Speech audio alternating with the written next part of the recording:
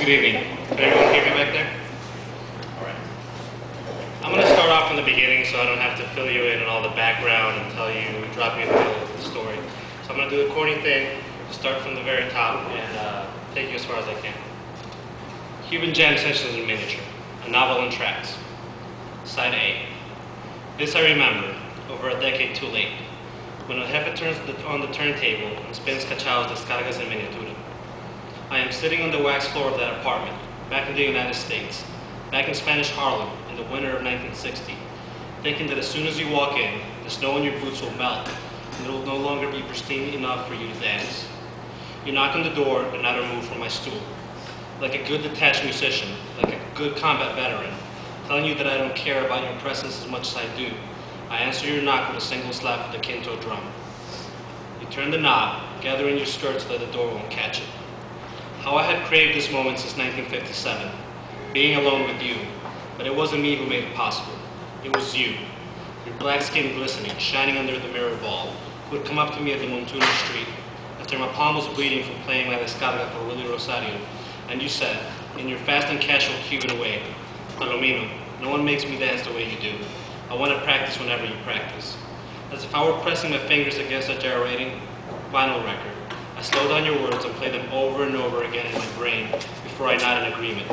Because I have no words for you, a woman this beautiful, who could forget yourself and allow the music to possess you for hours without end. I've played my drums behind you for 5 years, but it's at this moment that I know you know I exist. What do I, crippled, scarred, deformed, say to you at the Wanda, when you walk into my apartment for the first time and remove layer upon layer of clothing in front of me until I see the almond shape of your bare shoulders and the shadows that your breasts make when they come together? What do I say when you strap on your dancing heels and your calves look like they are ready to fight a war? What do I say when you put a gardenia on your left ear, telling me that you're single? Do I say I've loved you in silence? No, I say nothing. This is sacred. You standing in front of me, ready to dance for me and no one else, and I will do nothing to scare you away. So I slap and slap the cowhide of the three tumbadoras, and I create the most heartfelt tumbao anyone has ever played, and I disappear from your world, at least the image of me, because my hands are your world, and your knees bend, and the hem of your skirt flies, and the ruffles look like fighter planes having a dogfight over Korea. Your thighs are powerful, and I think you're going to break through the floor with your next spin, and that your black hair is darker than a moonless night in Bogota. And then your eyes close, your mouth opens unconsciously, the way you do when the music is, I am, in charge. I wish I could step outside of myself as you make the cramped space of my apartment yours.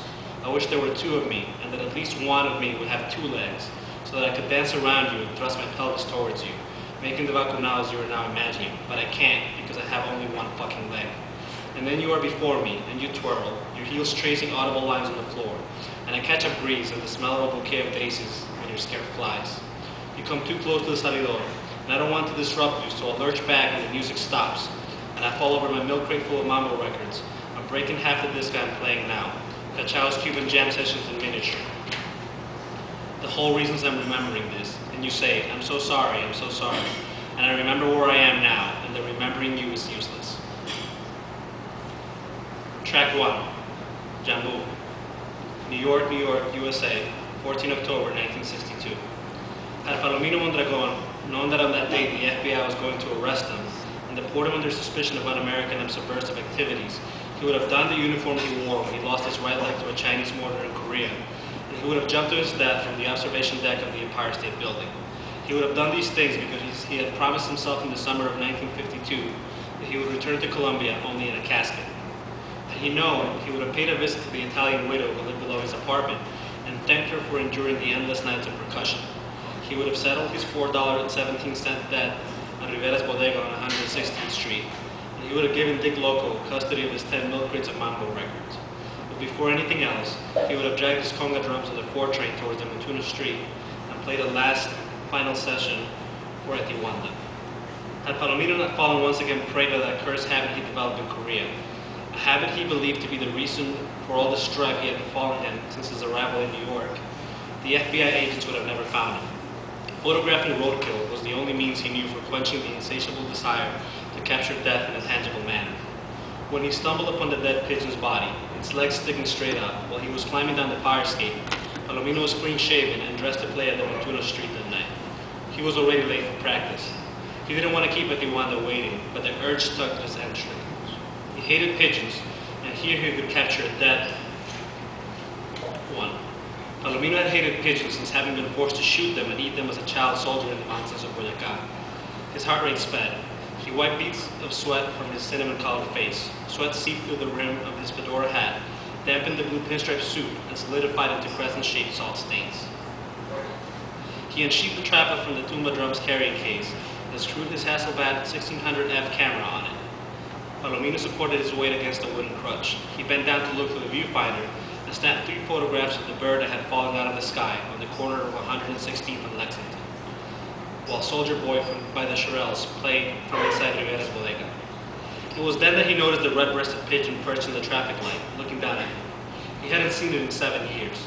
It was that same pigeon that shit on him when he escaped the lynch mob that followed the Bogotazo, the assassination of liberal presidential candidate Jorge Eliezer Gaitán at the Plaza de Bolívar in Bogota on the 9th of April of 1948. It was the same pigeon that had followed him during La Violencia, the war between liberals and conservatives that ensued. It was the same pigeon. He was sure of it. It was the same pigeon that had followed him to the Puerto Rican version of American Freedom when he deserted the 1st Battalion Colombia in Korea and joined the all-Hispanic 65th U.S. Infantry Regiment. It was the same pigeon that had landed on his shoulder before carnage befell the Buccaneers at Hill 391. It was the same pigeon. He was sure of it. Palomino scrambled to collapse the tripod and shoved the camera back in its case so that he could hobble away from the scorching suspicion of impending doom as fast as the crutch would allow. 2 Caucasian men approached. They wore gray trench coats, black ties, and felt hats. One of the men examined a 3x5 picture and stared Palomino down. "Mr. Moondragon," he said. "Mondragon," Palomino replied. "FBI. Didn't think we'd find you this easy, fellow." 26 Federal Plaza, New York, New York, 15 October 1962. The room was dark, windowless, and without a toilet. Palomino sat naked on a dancing wooden stool. They had taken his crutch away and tied his leg to the stool's uneven and splintered leg. He hadn't eaten or slept since his arrest. 2 spotlights shone on his face, blinding him. When the agents entered, he was in the process of relieving his bladder on the stool. "How long have I been here?" Palomino said. "Days. Do you know this country's on the brink of nuclear war with the Soviets?" An agent said. "That's what all the fallout shelters are for." Testimony before the House Committee on Un-American Activities has identified you as a subversive under the control of the Cuban government. "See, you got it all wrong. I'm a conservative." Did you or did you not share dinner with Cuban dictator Fidel Castro at the Theresa Hotel in Harlem on 18 September of 1960? I had lunch, not dinner at the Theresa, and I ate with Dick Loco. Fidel just happened to be there, which ruined my meal because seeing him there, being hailed like the king of Harlem, would ruin any sensible man's appetite. Fidel Castro's been my enemy since the day I met him. There was silence. Palomino heard mumbling. "When and where exactly did you meet Fidel Castro?" "In Bogota on the 9th of April of 1948, when he and the liberal goons from the Externado University tried to hang me." "Are you now, or have you ever been a member of the Communist Party of the United States?" "I lost a leg for this country fighting communists in North Korea." Palomino heard paper shuffling. There was a prolonged silence, then more mumbling. "Is that what we found at DD Form 214 for a private first class Reynaldo Colon in your apartment?" Palomino said nothing. "Did you pose as Mr. Colon to enlist in the army?" He said nothing. "How did you get into this country?" He said nothing. "Fraudulent enlistment is a federal crime. I'm going to assume there are other things you're hiding. If you're going to charge me with anything, you should give me a telephone call first. This isn't a police station, fellow. As we speak, the Air Force is loading B-52s with nuclear bombs, each with the name of a Russian city on it." He hooked electrodes on Palomino's nipples into his penis. "Whatever you plan on doing to me, do it after I tell my girl that I love her. I want my telephone call." Colombian General Consulate, New York, New York, 26 October 1962. It had been 13 days since the start of the Cuban Missile Crisis. Palomino had not spoken to Atiwanda. After the Soviets removed the nuclear missiles from Cuba, the FBI saw no further use for Palomino and surrendered custody of him to the INS. Of all of Palomino's possessions, only the salt-stained pinstripe suit, the crutch, and the camera were returned to him. The shoe, his conga drum, the fedora hat, and all the things that he was sure the FBI had taken from him in his apartment were missing. An unruly full-length beard had taken hold of his face. Consul Filomeno Salavarrieta, a corpulent man with greasy sideburns, entrenched in making life impossible for the agents of the Immigration and Naturalization Service, demanded a face-to-face interview with Palomino,